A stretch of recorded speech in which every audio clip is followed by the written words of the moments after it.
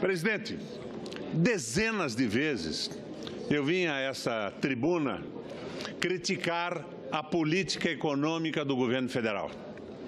Talvez eu tenha sido o único senador persistente e insistente na crítica, anunciando um déficit que chegava a mais de 3%, quase 5%, diante do silêncio do plenário e da concordância dos senadores que disciplinadamente votavam as medidas do arroxo fiscal, da despropositada política de contenção. Então, eu me sinto muito confortável hoje para conversar sobre esse processo de impeachment que tem duas naturezas, uma política e outra legal. No aspecto político, nós temos que observar que o arroxo fiscal, somado à crise internacional e a uma série de erros na condução da política econômica do governo brasileiro, levaram a uma brutal insatisfação popular. Uma insatisfação potencializada pela extraordinária agressão da imprensa, embalada por interesses geopolíticos dos países que disputam no mundo a hegemonia. O desespero pela posse das reservas minerais do Brasil, do petróleo, a utopia neoliberal, que é a moderna fantasia que toma conta da nossa mídia e que embala alegremente uma boa parte do Congresso Nacional. Essa insatisfação foi também alicerçada por uma relativa inabilidade da nossa Presidente da República nos seus contatos com o Congresso Nacional. Então, em determinado momento, surge esse movimento político do impedimento, que é uma espécie de referendo revogatório por parte do Congresso Nacional e que, como referendo revogatório, não está previsto na nossa legislação. A visão liberal sempre quis aprofundar o arroxo fiscal.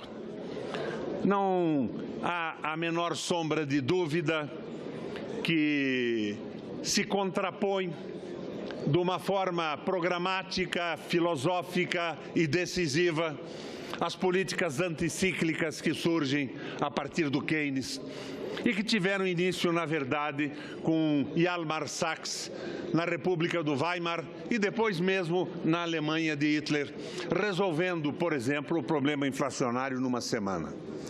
É a intervenção e a participação do Estado na contenção do processo inflacionário, o que na Alemanha se resolveu com as letras avalizadas pelo Banco Central em uma semana. Então, os remédios anticíclicos são os remédios que deveriam ser aplicados no Brasil. Mas toda essa visão liberal que repousa no Congresso Nacional, no Senado, e que estava incrustada no governo da República, de uma hora para outra, senadora Anastasia, se transforma no suporte decisivo do impedimento da Presidente da República. Eu lembro que eu protestava aqui e os ministros do meu partido defendiam a política do arroxo. Tinham como única solução o aperto, que num processo recessivo só poderia levar o Brasil aonde levou. O aumento da recessão, a queda do produto interno bruto e a uma crise de insatisfação popular realmente de proporções enormes. Mas o que acontece é que a solução disso era a mudança da política econômica. E o presidencialismo brasileiro não contempla o remédio do recall ou do referendo revogatório. O outro aspecto é o aspecto legal. O impeachment está inscrito na Constituição brasileira, mas ele depende de um crime de responsabilidade. E é evidente, senadores, que este crime de responsabilidade não ocorreu. E se ele tivesse ocorrido, teria ocorrido em 16 estados brasileiros, inclusive no estado do relator. Mas não ocorreu e o Tribunal de Contas de Minas Gerais convalida todos os decretos de suplementação de verba emitidos pelo governo. E, a meu ver, convalida legalmente, porque isto não se constitui em nada mais que um artifício contábil para resolver um problema num momento de dificuldade. O Senado Federal solicita o mesmo tipo de decreto. O mesmo faz o Supremo Tribunal Federal e o Tribunal de Contas. Então, é uma prática consolidada no Brasil, feita anteriormente por muitos presidentes da República. Mas se utiliza o artifício do impeachment constitucional para estabelecer um recalque de um governo, que aí eu acho que nós concordamos todos, senador Gereissati, que tem uma dificuldade enorme de subsistir por falta de apoio. Por falta de apoio pelos seus erros, por falta de apoio pela circunstância política internacional, por falta de apoio pelo arroxo fiscal, fundamentalmente, e pela falta rigorosa de habilidade na condução das coisas da República. Então, nós estamos diante do impasse. Mas esse impasse pode ser resolvido por um processo de impedimento sem base legal, pela quebra de um processo democrático que se consolida nos últimos anos? A mim, parece que não. Mas eu fico mais preocupado ainda, a minha preocupação se magnifica, quando eu vejo que nós estamos num processo sem esperança. Qual é a alternativa do sucesso do impeachment? O meu amigo Michel Temer, vice-presidente da República, presidente do meu partido, assume a condução dos negócios da República. Presidente Michel Temer, mas assume suportado por uma série de ideias que foram publicadas na Ponte para o Futuro e reveladas em entrevistas dos seus auxiliares mais próximos, que são as ideias vinculadas à utopia neoliberal. Vamos reduzir a idade para a aposentadoria. Magnífico, senador Renan. Eles propõem 65 anos para viabilizar uma aposentadoria. Sabem vocês, senadores, qual é a idade média do Estado, dos homens no Estado do presidente Renan, em Alagoas? 65 anos e 8 meses. Então, os alagoanos estariam condenados, se sobrevivessem, na média, a ter 8 meses de aposentadoria depois de uma contribuição na vida inteira.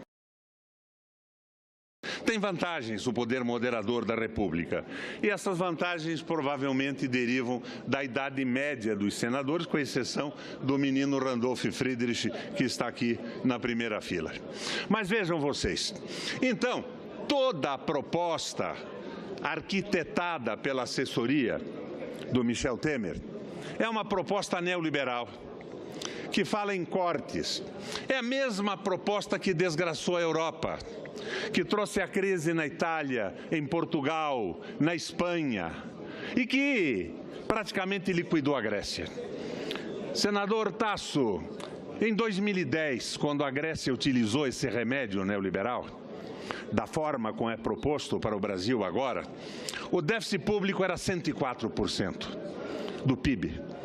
Era um desespero para os gregos e o temor de toda a Europa. Privatizaram tudo.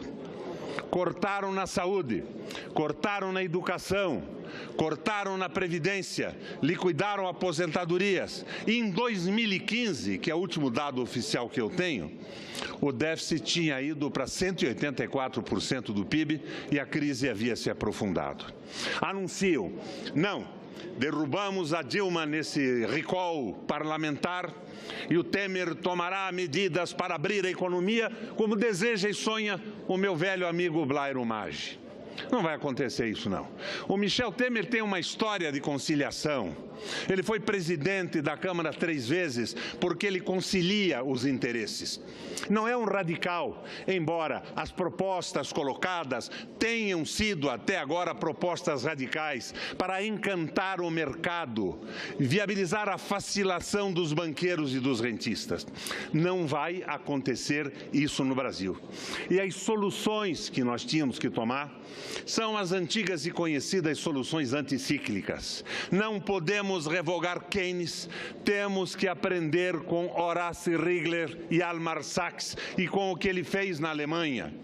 Temos que retomar um processo de desenvolvimento com financiamento das empresas brasileiras, com proteção do mercado interno. Essa abertura, este sonho de abertura total é o sonho que desgraçou a Europa. Precisamos construir um projeto de nação, mas esse projeto, apesar de qualidades e defeitos que têm os nossos últimos governos, porque são nossos. Eu sou do PMDB do Paraná, fui cabo eleitoral da presidente Dilma, e eu me sinto igualmente frustrado pelo fato puro e simples de que os compromissos de campanha não foram cumpridos. Mas ela cumpriu o quê? O compromisso de campanha de nossos adversários do PSDB. O governo da Dilma é o governo do arroxo fiscal prometido pelo PSDB na campanha eleitoral. Mas hoje eu vejo todo o grupo de oposição dizendo não, a Dilma errou, ela quebrou o Brasil e nós vamos consertá-lo com os remédios. Quais são os remédios? São os remédios da Dilma, que são iguais aos remédios do PSDB, elevados à 10ª potência. Isso só pode nos levar a um desastre muito maior. A solução para esse problema, na minha forma de ver, não é o referendo revogatório, não é esse recall parlamentar. A solução seria o entendimento, um governo de coalizão nacional ou a discussão pelos partidos políticos, primeiro, internamente, de um programa de recuperação do Brasil, de desenvolvimento econômico, social, perfeitamente inteligível, factível e de fácil realização. Depois, esse programa seria oferecido à população, num referendo ou numa nova eleição. Estamos todos num caminho absolutamente errado. Quando eu vejo o entusiasmo de pessoas mais inocentes e desinformadas da economia no que vai acontecer no dia seguinte da derrubada da Dilma, eu fico imaginando que são todos uma espécie de meninos a aprender a jogar xadrez pela primeira vez, não conseguindo raciocinar sobre um segundo, um terceiro ou um quarto lance. Eu vejo a inocência do meu amigo Ferraço, o seu ânimo na mudança, a sua esperança na modificação, mas eu vejo o desastre se aproximando porque ninguém conserta esse país com o liberalismo que arrebentou a economia da Europa. Nós estamos no fim de um ciclo, o ciclo da soja e o desenvolvimento econômico e a satisfação da população viabilizadas pelo Lula com o seu financiamento, os seus empréstimos consignados e o aproveitamento de um excedente da economia das commodities, que se encerra com a retração da China. Mas nós estamos com um entusiasmo que eu não sei de onde vem, a não ser que venha realmente da ignorância sobre a economia e sobre o que acontece no mundo, imaginando que vamos derrubar a presidente da República e iniciar uma mudança com um ministério que tem algumas figuras notáveis, mas uma maioria de pessoas absolutamente inadequadas para o comando da República. O meu voto, que eu anuncio nesse momento, em nome do país, dos meus eleitores, dos 75 anos de vida e dos anos que me debrucei sobre o estudo da economia no mundo, é contra a besteira, a monumental asneira do impeachment da presidente da República nesse momento. Muito obrigado, presidente.